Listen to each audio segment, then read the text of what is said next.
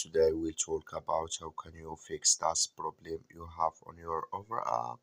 So all you have to do, so you just go down here, click here on settings here.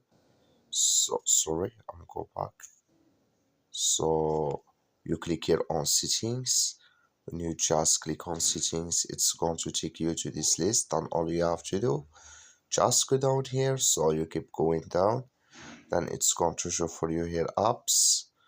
So then here can you looking for OfferUp in this list. So you just go up of search here. Then you add here you add here OfferUp here. Then you just click on it.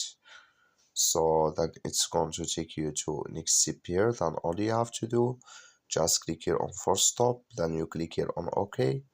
So then you go down, just click here on storage, and you click here on clear cache.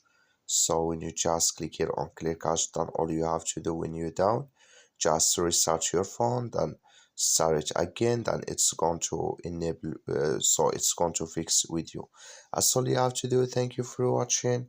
Don't forget to support us by liking, subscribe.